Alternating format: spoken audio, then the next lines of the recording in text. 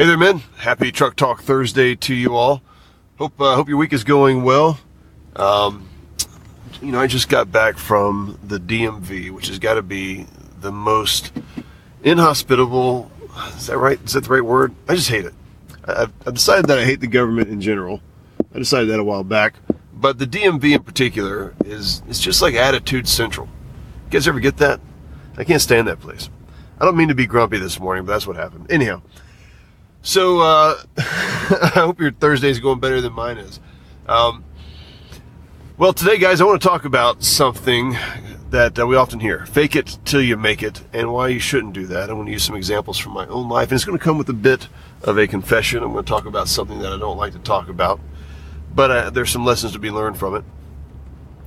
And but before I do that, I want to welcome anybody here who is new to the podcast. Maybe you're just tuning in for the first time to Wolf and Iron and to the Truck Talk Thursday podcast. This is where I just kind of talk off the cuff to you guys about whatever's manly, whatever's on my mind, whatever kind of encouragement I think you guys would like to hear. It's a bit of a short form kind of change up from the other longer form interview style podcast. And we get all the technology out of the way, and it's just me chatting with you guys. No intros, no salesy things, all that kind of stuff. So today we're going to talk about fake it till you make it and why you shouldn't do that. Now this is a pretty common phrase, and I get where it comes from. Typically, when somebody says fake it until you make it, what they mean is kind of play the part, put on the role, act as if you are that person. And I think probably what I take more issue with is probably the phrase itself. I think it should be something. I like the phrase, play the man, play the part, more than I do fake it till you make it.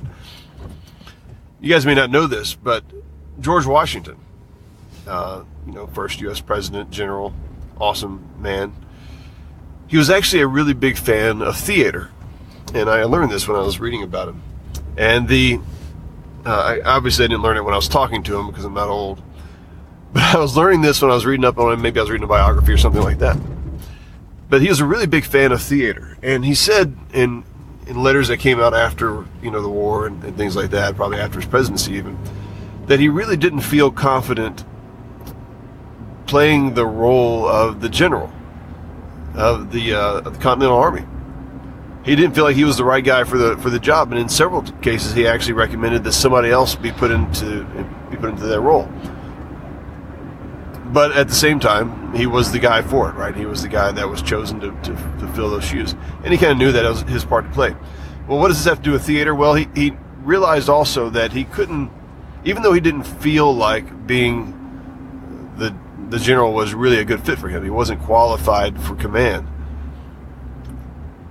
he did feel like he could play the part. He felt like he could put on that show for people, and that he could play the role of commander and leader and all that, and not let people see, into his own fears. And in doing so, obviously, he, was what was known as one of our greatest generals, one of our greatest leaders. But he played the part.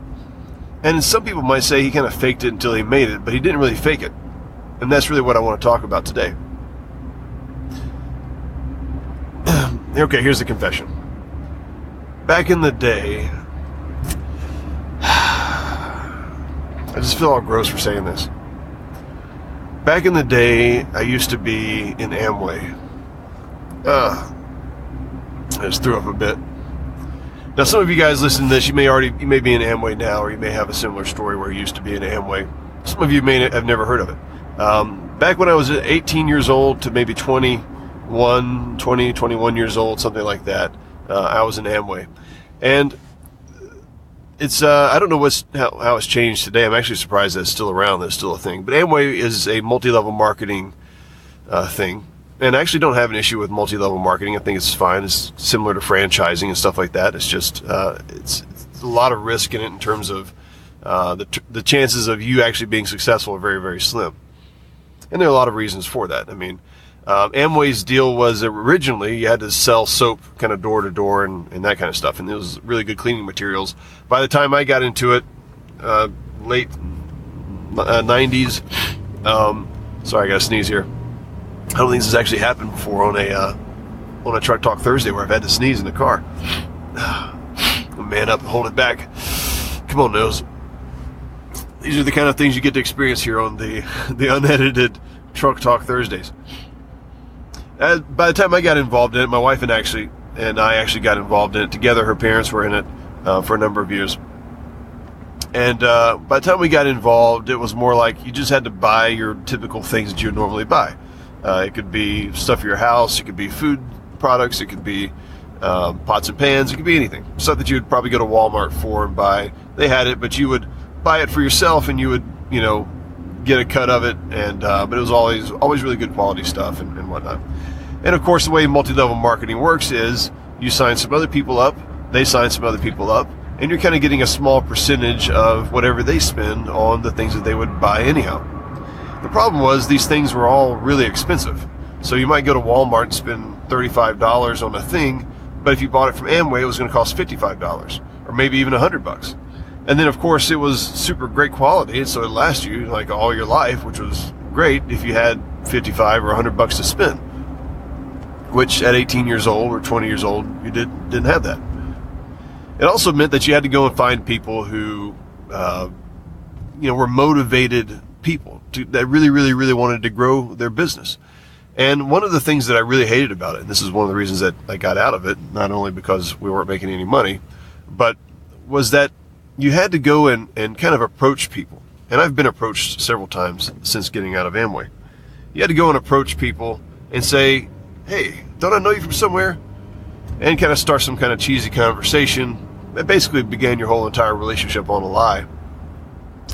And what they would actually recommend at conferences and things is that you really faked it. Not a little bit faked it, but you really, really faked it.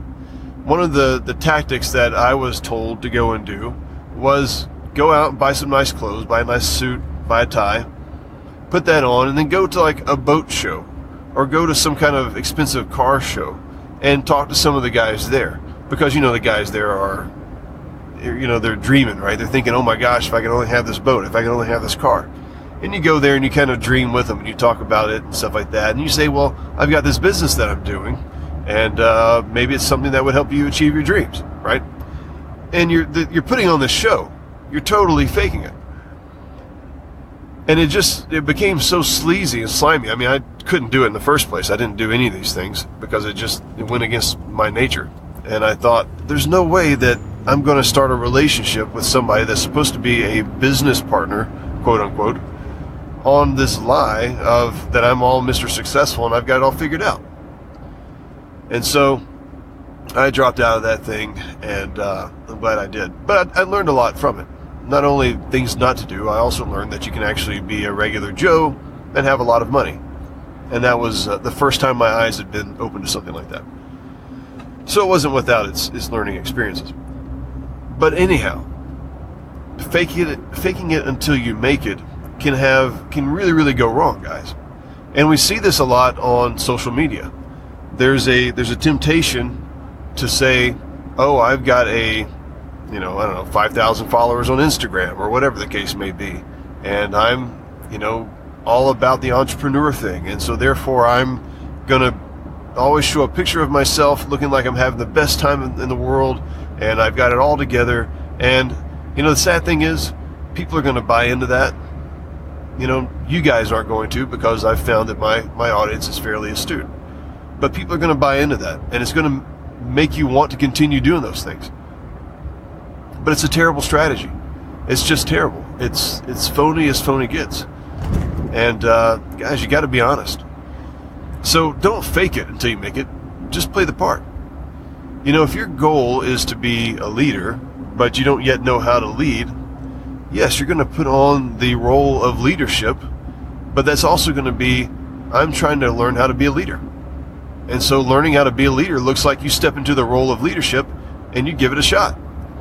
Learning how to be an entrepreneur means that you step into the role as an entrepreneur and you give it a shot and you see what comes of it.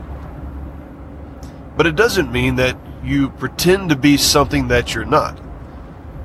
The world is craving and is starving for authenticity. Not the fake authenticity.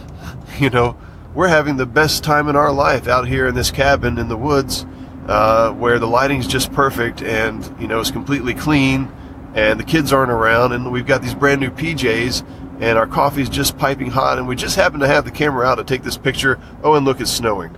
Right? I mean, that's not authentic for most people. I'm talking about genuine, normal, everyday life. Authenticity is what people crave. And they want to know that the authentic, genuine, everyday guy can make it. That he can do it. Even with the ups and downs of life. Even with all the crap that comes our way, you can make it.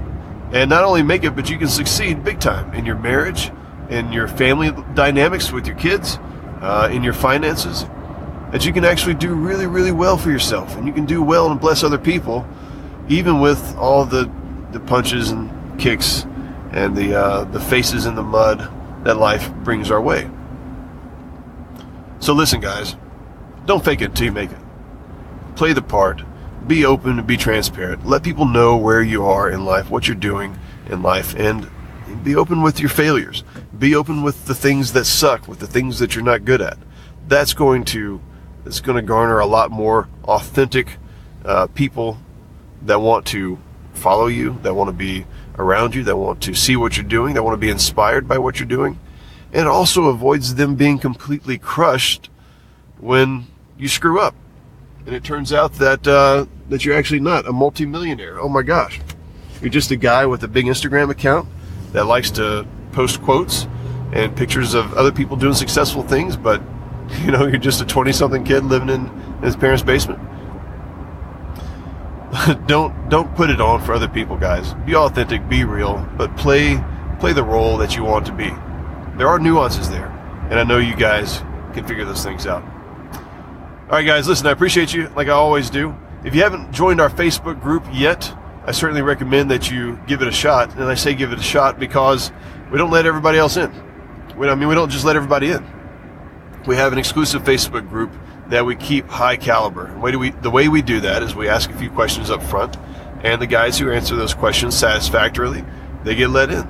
And the guys who do not answer the questions, or the women who are just trying to get into our men's only Facebook group so they can sell their sexual services to everybody, they also don't get let in.